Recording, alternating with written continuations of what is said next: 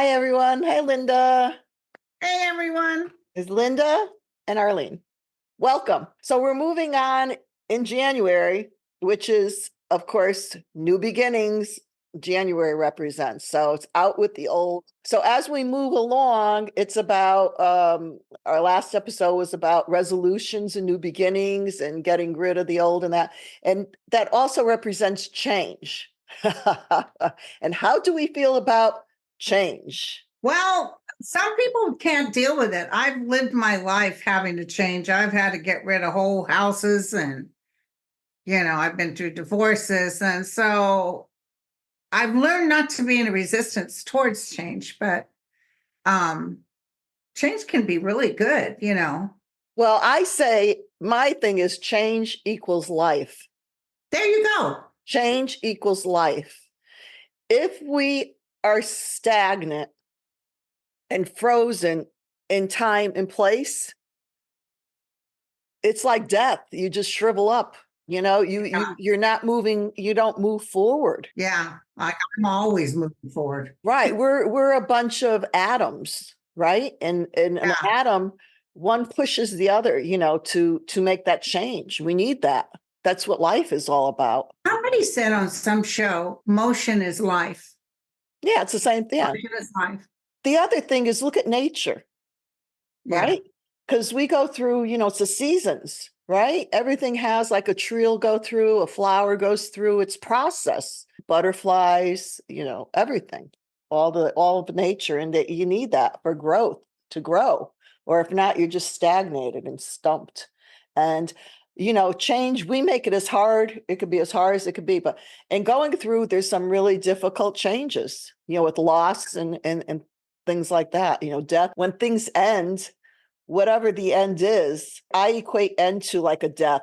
It's a death process, right? Because you grieve, and you could stay locked in that. Yeah, because some people need to grieve. I mean, you definitely need to grieve. But then there's a time to move out of that because that person isn't really dead. No, we know that. Yeah. But and I don't know about you, like in the past with your relationships, but I know I've been in relationships, you go, when they end, it's like, oh, and you start and you're like this, and you're like, no, I'm never gonna have that again or replicate or have that portion of it. Yeah, we tend to mourn what could have been. And then you move on. And then you get something and it's like 1,000 times better. And you think, oh my God. Well, a lot of the people I was so heartbroken over, I can't even remember what they look like. That tells you.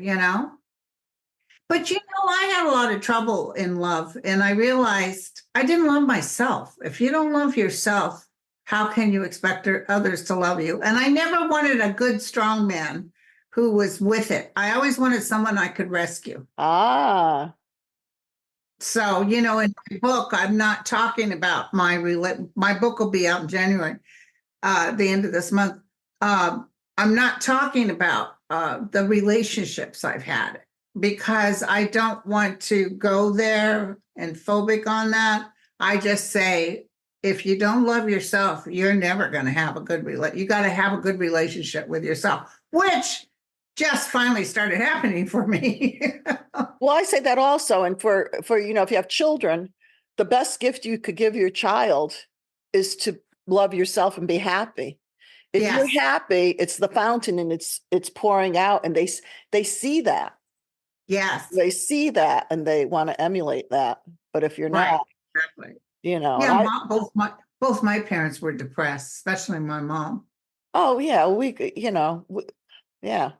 Yeah, so we could feel that. We could feel that. Well, all kids, because when we come in, they say we don't realize infants and everything. They absorb. We're big sponges, and we just we suck all that in, and that's our foundation. Exactly. And if we think all of us, if we go back to that foundation, it's what we started with, and that's what we look at as what we see. And we kind of become that until we decide to make the change. Exactly. My daughter, because she's older, I try to say, well, gently say, how about doing this or whatever? Well, look at what I got it from. She throws it back at me. Yeah. And you know what? I go, you're right. I was a certain way, but that was then. And I made changes. Yeah. And, I'm just giving hopefully I can hand you this little something you can, you got the jewels now, girlfriend. Those are jewels. Yeah. Did you ever see that crossing Delancey Street? Sounds familiar. It's Amy, the Spielberg Amy. You're so and- good. You're so good at movies names. I'm horrible. Yeah, and she had met a pickle guy, and she had her nose up in the air. She worked at a bookstore. She thought she was all that. And he said he got her a hat. She actually loved the hat, but she wasn't interested in him, and he got a little disturbed. And he said, there was a friend of mine that had this hat, and he just never could be happy because he always had the hat down. He always looked down. But he told her she had I don't know the Jewish name for the grandmother, and that she loved her grandmother. And he told her, you know what? Listen to your grandmother. She's passing out these jewels. Take notes of what she said. Because even now, I wished I'd asked my parents more questions. Isn't that the truth?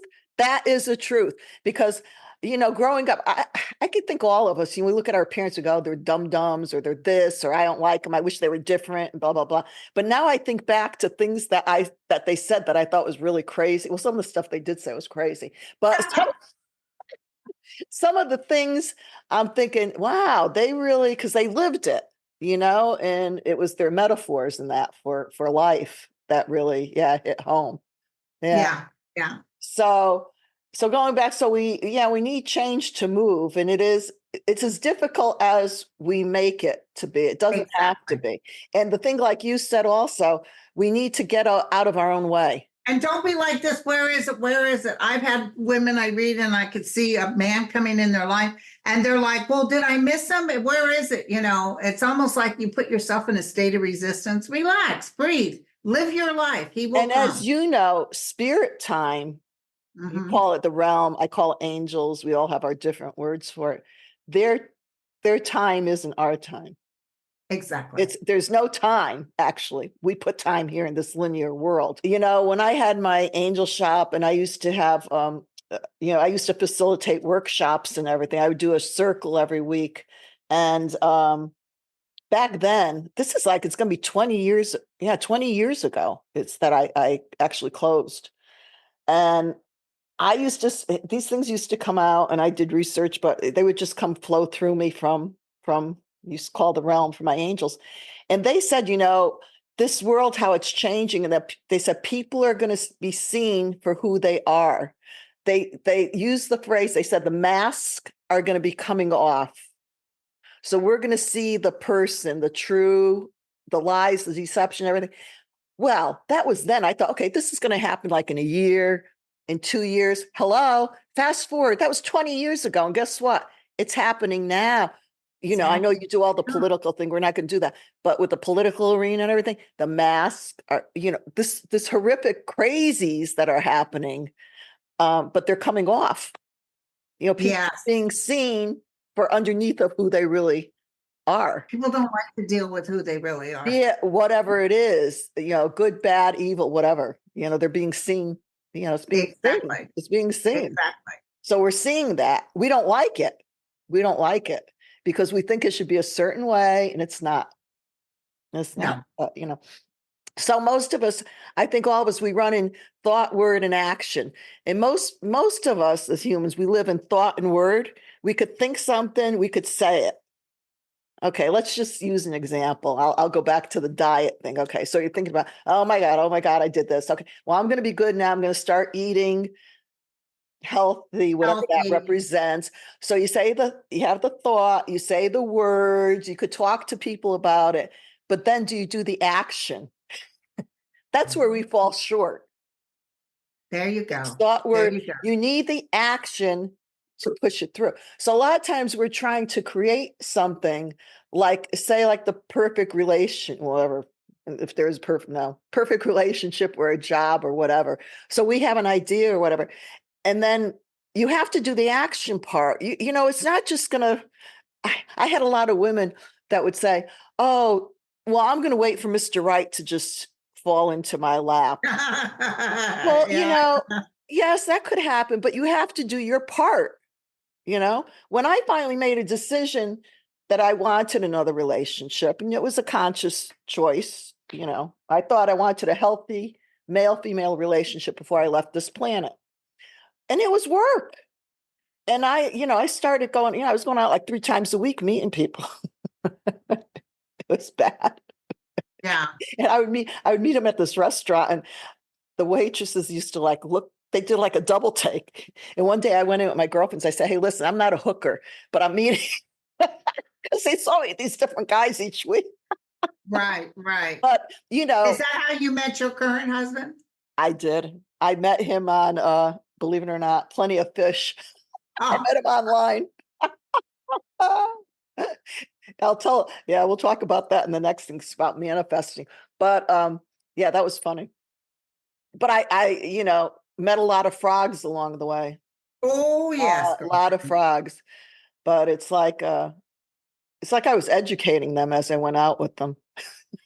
Right. Exactly. Yeah. But it was work, So Yeah. I did the thought, word, and the action was a lot of work to it, but, and sometimes, if you're looking for a new job or whatever, and it's not exactly what it is, you take what you take, and then that could lead a stepping stone to what you're actually, trying to create for yourself, because you may meet a person at that one job that knows somebody that brings you to the next level. Right. Right. Exactly. So, but a lot of times we say steadfast and we can't do that action part. So, right.